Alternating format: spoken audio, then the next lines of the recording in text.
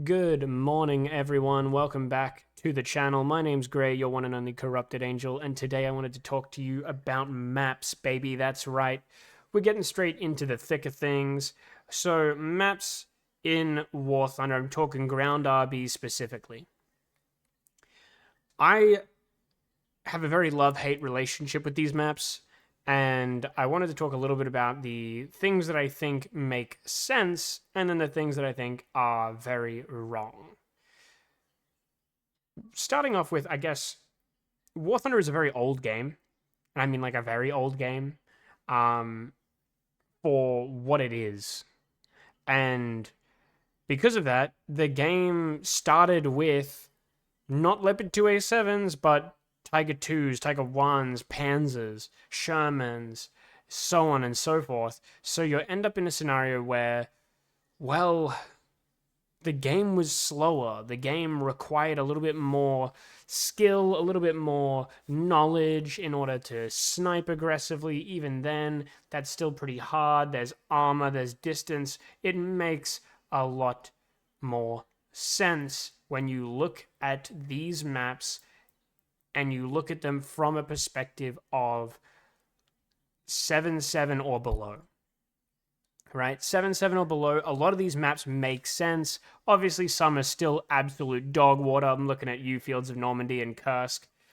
But nevertheless, there are plenty of maps in the game that play much better and are much more enjoyable at 7-7 and below. Not to say that they aren't faultless, because they are very much so full of faults, but they are much more serviceable and much more enjoyable at those lower BRs. However, once you get above that BR threshold, it becomes a very different story, and I wanted to talk about it because there are some serious problems with the maps that are exacerbated so much more once you hit 8-0 and up. So what are those three sort of problems? Well, for starters, janky sightlines, spawn camping, and to map's size. And I'll get to that last one because I feel like that is the most hotly contested subject when it comes to maps. First of all, the janky sightlines. There's something that is prevalent in all of the maps in this game. They really are. There are so many times where the map design is obviously trying to mimic some form of real area in human, history or in the world itself that we live on. However, a lot of the time they get a little bit too caught up in being faithful to those scenarios and to those areas that they forget, hey, wait a second, we're designing this for the sake of a video game, and we need to make sure that there isn't a hill that you can sit on that's going to blast everyone across the planet with no way of really being able to fight back because a reverse gear does exist. And this is something that I find is unavoidable. Maps that are really bad for it are like Port Novo, Pradesh, and a bunch of other ones like Golden Quarry and Tunisia can be really bad as well.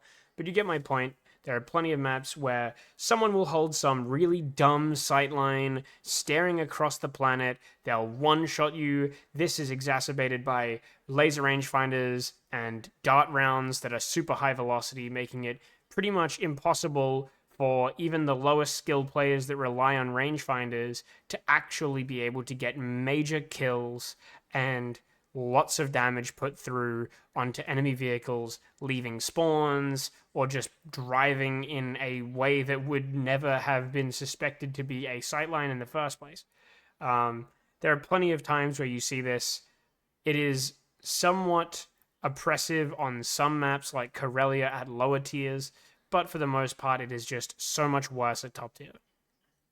As a whole, though, I don't think there's really many ways to fix this, especially considering the fact that it is just super inconsistent, and there are plenty of maps where you just don't understand what causes this kind of a thing to happen, because some maps will have really awful hitboxes on their buildings where I'm sure you've all experienced it. You fire a round that is very clearly a clear shot to the enemy, but Gaijin's put a giant ass hitbox that doesn't actually match up with the skin on the building and the mesh on the building, and it has instead ate your round and said you hit the building even though you haven't, or you've hit a fence or you've hit a light post that's like way wider than it should actually be registering.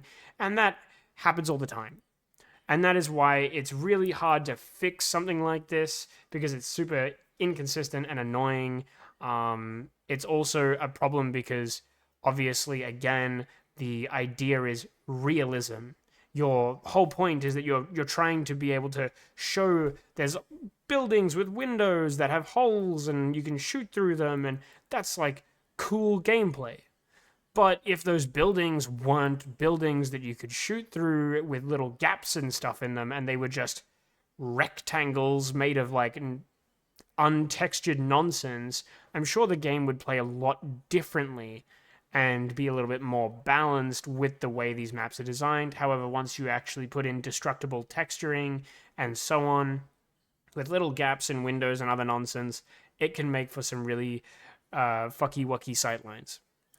The other problem that we have in the game is spawn camping. Again, this is something that some maps do really bad with, and other maps do a lot better with. An example of a really decent map that you don't seem to get too much spawn camping on as frequently as others is something like Advance to the Rhine, where you don't really have that as much.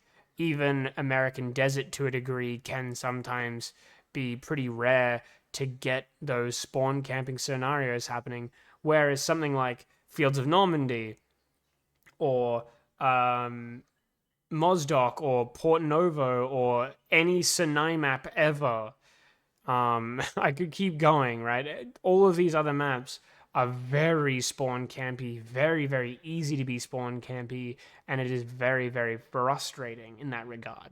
And again, it is prevalent at lower BRs, but it is so much worse at top tier, where you have the speed to move up the battlefield, engage in the midfield as you are meant to engage, but then have so much speed to follow up that midfield push by appearing basically on the opponent's doorstep in front of their spawn and locking them away with some of those brutal sightlines that I mentioned earlier that are so hard to spot and see through. And again, it just makes for an absolutely miserable time, especially because some of these maps don't even require you to push. As I mentioned, Sinai and Mozdok, or Fields of Normandy in particular, are maps that quite literally prevent you from really being able to leave the spawn once you've lost the midfield. The opposing team doesn't have to leave the midfield, period. It doesn't have to do that because of the fact that, well, why would they need to? As soon as you are sitting there and you are in the midfield, you can see into the opponent's spawn. You can get them as soon as they are free from their damage invulnerability, which is not very long at all, might I add. So it's crazy some of the spawn camps that you can really achieve with the current gameplay loop at top tier. And I don't think there is much you can do to fix this, unfortunately, because again, Gaijin doesn't really care too much about fixing its game because people still play it, regardless of how garbage tier the maps are.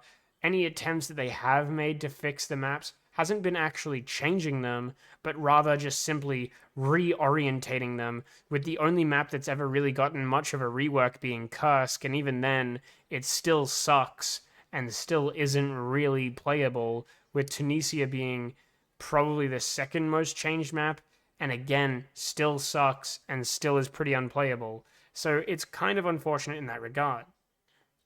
As a whole, though, the game is not designed for top tier, and it is very, very obvious of that fact, because it is so much easier to spawn camp at top tier, and it is so much harder to fight out of a spawn camp at top tier in my eyes. Last but not least is the maps are too big. The map sizes are too big and too small. What do I mean by that? Well, let me explain. Top tier maps, and some maps in general, are shit. Why are they shit? Well, you take, for example, Fields of Normandy, you take Kursk, you take Red Desert, you take Sands of Sinai, you take any of these maps that are expansive and large. I mean, large Tunisia, large Fulda, so on and so forth, large Ardennes, even, right? All of these maps, large Maginot Line, they are all maps that were originally half the size and then just got expanded on. Fields of Normandy being the most egregious one, you can tell that the map was designed to be just Normandy, and then they were like, hell, let's make a second map out of this. We'll throw a barn in the middle of an open ass field, call it a day, and be done with it.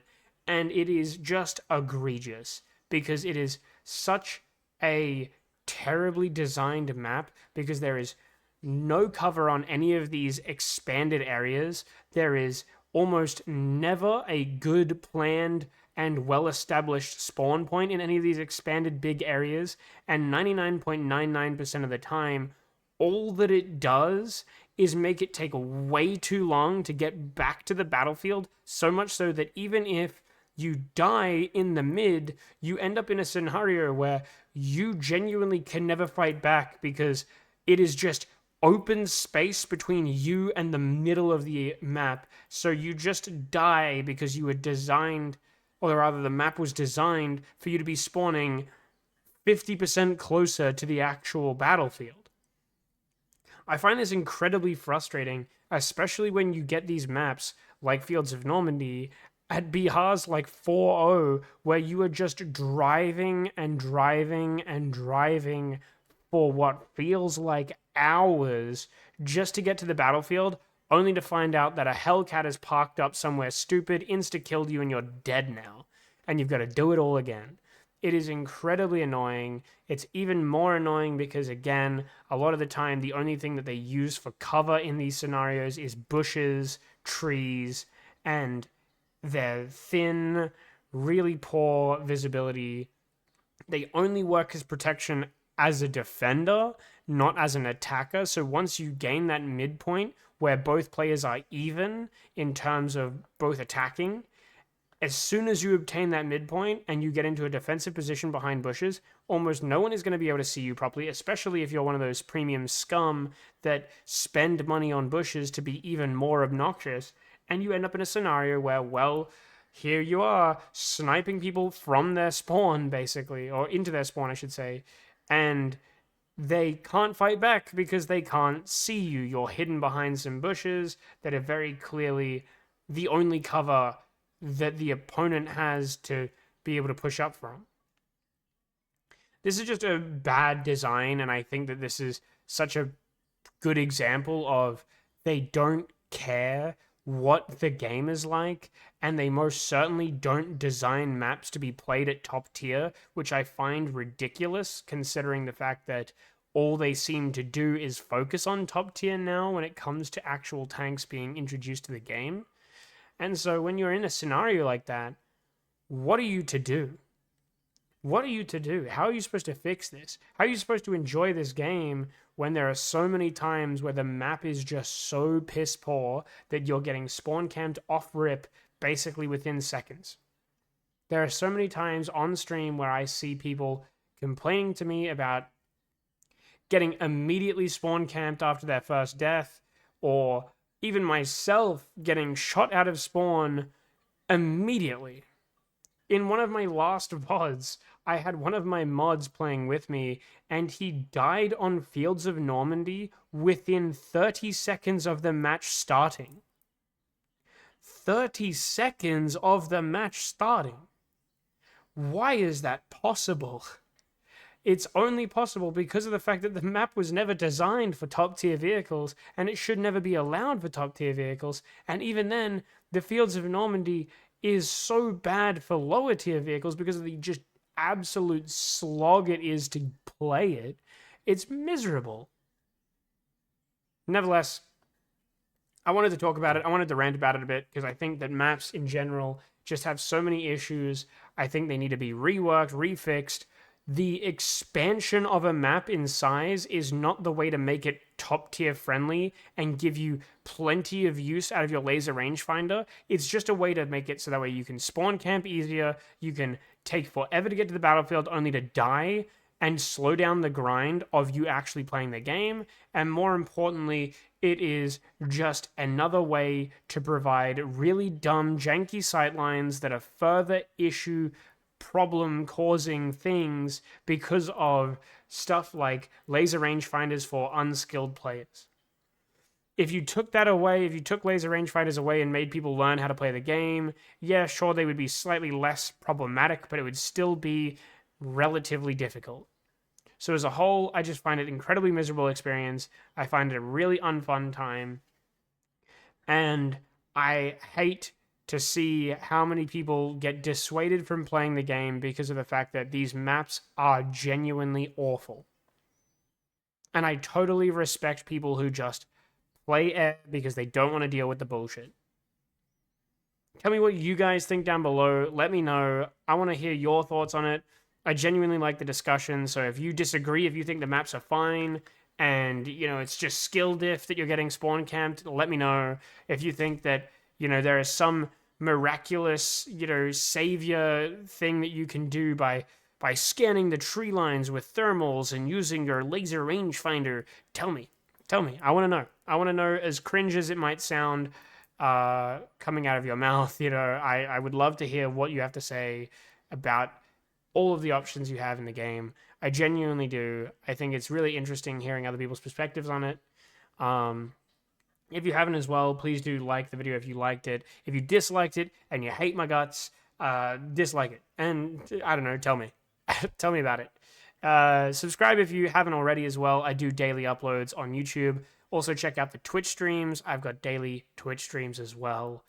Usually I only ever not upload or not stream if I'm dying and ill, or there's something really busy happening in my life. Nevertheless, I hope you all have a fantastic afternoon, and I will see you shortly. Bye.